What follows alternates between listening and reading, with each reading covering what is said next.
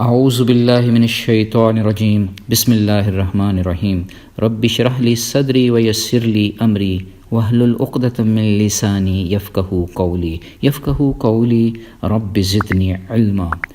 قرآن مجید فرقان حمید کا 7واں پارہ وَإِذَا سَمِعُوا 19 رکوع اور 148 آیات پر مشتمل ہے۔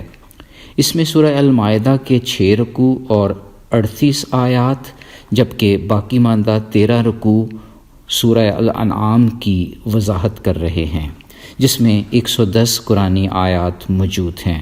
میں نے اس خوبصورت پارہ کو ڈیوائن الرٹس یعنی ربانی انتباہات کا نام دیا ہے۔ اس کی ہر آیت ہمیں الرٹ کر رہی ہے، کہیں کچھ نہ کرنے کی تنبیہ اور کہیں کوئی اچھا کام مس نہ کرنے سے متعلق الرٹ دیا جا رہا ہے۔ پہلے رکوع کی صرف 4 آیات ہیں جو کہ پچھلے پارے کے آخری رکوع کا ہی تسلسل ہے۔ اس رکوع میں یہ بشارت دی جا رہی ہے کہ اہل ایمان کی سچائی ان کی آنکھوں سے آنسوؤں کی صورت جھلکتی ہے۔ در حقیقت یہ آیت نمبر 83 نجاشی اور اس کے ساتھیوں کے بارے میں اتری۔ جب جعفر رضی اللہ تعالیٰ عنہ نے ان کے سامنے قرآن کریم کی تلاوت کی تو وہ قرآن سن کر اس قدر روئے کہ ان کی داڑھیاں آنسوؤں سے تر ہو گئیں۔ بخاری شریف میں ہے کہ جب نجاشی حبشہ میں حکومت کرتے ہوئے فوت ہو گئے، اسی دن آپ صلی اللہ علیہ وآلہ وسلم نے صحابہ کرام کو ان کی موت کی اطلاع دی اور ان کی غائبانہ نماز جنازہ بھی پڑھائی گئی۔ کلمہ حق کہنے کی وجہ سے وہ جنت کے حقدار ٹھہریں گے، مگر اللہ رب العزت کے الرٹس کو جھٹلانے والے جنت سے کوسوں دور رہیں گے۔ 7 آیات پر مشتمل دوسرا رکوع ہمیں حلال چیزوں کو اپنے اوپر حرام کرنے سے متعلق الرٹ کر رہا ہے۔ اللہ تعالیٰ اپنی انتباہات میں شراب، جوا اور غیر اللہ کے نام ذبیحہ بھی شامل کر رہا ہے۔ ان سب کو شیطانی کام کا نام دیا جا رہا ہے اور اس سے بچنے کی تنبیہ کی جا رہی ہے۔ مزید واضح ہو گیا کہ شیطان ہمیں اللہ کے ذکر اور نماز سے روکنے کی کوشش کرتا ہے۔ اس رکوع میں ایک اور الرٹ دیا جا رہا ہے کہ ہمیں ہر صورت اللہ اور اس کے رسول کی اطاعت کرنی چاہیے۔ تیسرے رکوع کی 7 آیات میں شکار سے متعلقہ انتباہات ہیں۔ اس رکوع میں اللہ تعالیٰ اپنے پیغمبر کے ذریعہ یہ فرما رہے ہیں کہ پاک اور ناپاک چیزیں برابر نہیں ہوتیں۔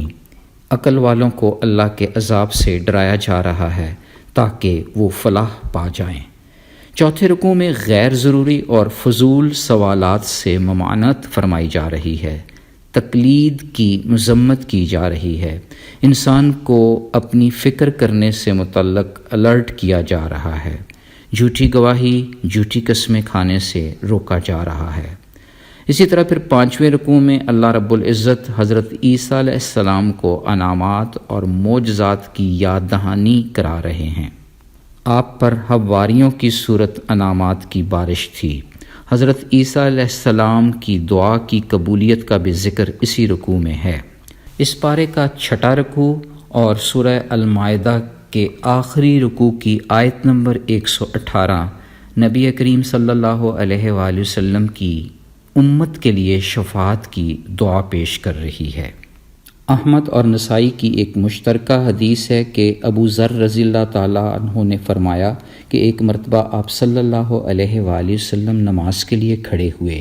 آپ صلی اللہ علیہ وآلہ وسلم نے صبح تک یہی آیت بار بار پڑھ کر رکوع اور سجدہ کیا۔ صبح میں نے پوچھا کہ اے اللہ کے رسول، آپ رات بھر یہی آیت تلاوت کرتے رہے؟ آپ صلی اللہ علیہ وآلہ وسلم نے فرمایا، اللہ سبحانہ تعالیٰ سے اپنی امت کی شفاعت کی دعا مانگی تھی، اللہ تعالیٰ نے مجھے حق کے شفاعت عطا فرما دیا۔ انشاءاللہ میری شفاعت ہر مسلمان کو نصیب ہوگی جس نے اللہ تعالیٰ کے ساتھ شرک نہ کیا ہوگا۔ اس رکوع میں یہ بھی واضح ہو گیا کہ اللہ ہم سے راضی ہو جائے گا، ہم اللہ سے راضی ہو جائیں گے۔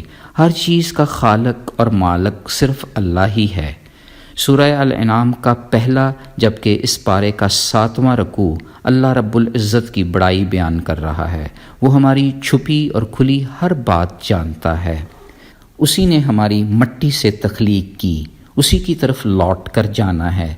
پھر بھی ہم شک میں پڑے ہوئے ہیں۔ مشرکین اور سرکش اتنے ہٹ دھرم ہیں کہ اگر کاغذ پر لکھی ہوئی کوئی تحریر بھی اتار دیتے، وہ اسے چھو کر دیکھ بھی لیتے، پھر بھی وہ یہی کہتے کہ یہ تو کھلا جادو ہے۔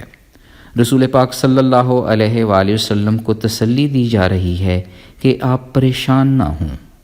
پھر اس پارے کا 8واں اور سورہ الانعام کا 2واں رکوع انتباہ کر رہا ہے کہ جھٹلانے والوں کا انجام ہم دنیا میں گھوم پھر کر خود ہی دیکھ سکتے ہیں۔ ساری مخلوق اللہ رب العزت کی ہی ہے۔ اللہ نے اپنے اوپر رحمت کو لازم کر لیا ہے۔ ہر چیز اللہ کے حکم سے وقوع پذیر ہوتی ہے۔ اللہ ہی ہمارا سب سے بڑا دوست ہے۔ ہمارا سب نفع اور نقصان اللہ ہی کی جانب سے ہے۔ پارے کا 9واں رکوع کافروں کی فطرت کو کھول کھول کر بیان کر رہا ہے۔ کفار خود بھی ایمان نہیں لاتے، دوسروں کو بھی ایمان سے روکتے ہیں۔ قرآن ان کو سراسر جھوٹا کہہ رہا ہے۔ اس پارے کا 10واں رکوع اور سورہ الانعام کا 4واں رکوع واضح کر رہا ہے کہ زندگی کے بعد موت برحق ہے۔ یہ دنیا کھیل تماشا کے سوا کچھ نہیں۔ رکوع یہ بھی سبق دے رہا ہے کہ اللہ جسے چاہتا ہے سیدھی راہ پہ لے آتا ہے۔ 11واں رکوع واضح کر رہا ہے کہ محتاجی اور بیماری اللہ کی طرف سے انتباہ ہے۔ مشرک بھی مشکل وقت میں اللہ ہی کو پکارتے ہیں۔ رکوع یہ بھی واضح کر رہا ہے کہ شیطان ہمارے لیے اعمال کو خوبصورت بنا کر پیش کرتا ہے۔ کتنی خوبصورت انداز میں انتباہ کی شکل میں یہ سوال اٹھایا جا رہا ہے کہ اللہ اگر ہماری بصارت چھین لے، دلوں پر مہر لگا دے، کوئی اللہ کے علاوہ اور بھی ہے جو ان نعمتوں کو واپس لوٹا دے؟ اس رکوع میں یہ بات بھی کھل گئی کہ اللہ کے پیغمبر غیب کا علم نہیں جانتے، وہ فرشتہ نہیں ہیں۔ اور پھر یہ کہ کیا تم نے کبھی غور نہیں کیا کہ اندھے اور آنکھوں والے کیا برابر ہو سکتے ہیں؟ آگے چل کر سورہ الانعام کا 6واں رکوع اور اس پارے کا 12واں رکوع قرآن کے ذریعے لوگوں کی رب سے محبت اور دوستی کا ماڈل پیش کر رہا ہے۔ صالح افراد کی صحبت اختیار کرنے کا بیان بھی اسی رکوع میں ہے۔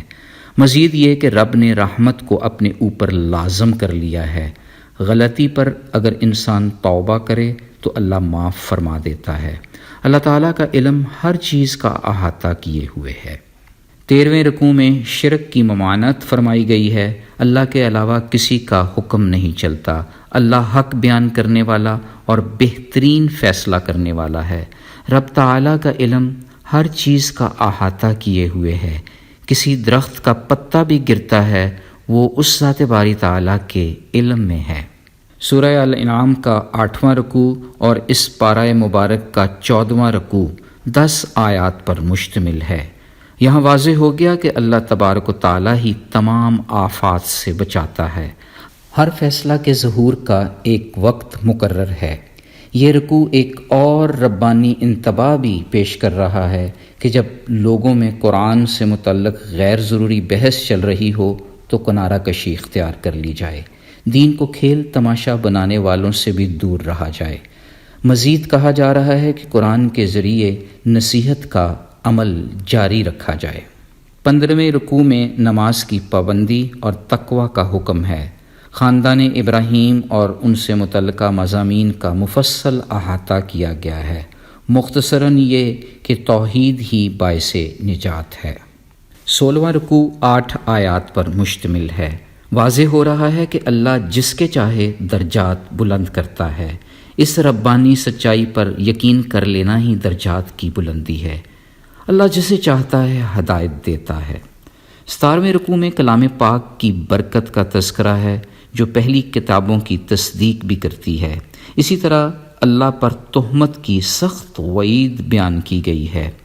18ویں رکوع میں واضح ہو رہا ہے کہ اللہ تعالی زندگی اور موت، اندھیرے اور اجالے کا خالق ہے۔ انسان کی تخلیق بھی کی، ستاروں کو ہماری فلاح کے لیے بنایا، آسمان سے پانی برسا کر زمین پر پھلوں کے ڈھیر لگا دیے۔ اس پارے کے 19ویں رکوع اور سورہ الانعام کے 13ویں رکوع میں اللہ کی عبادت کا حکم ہے۔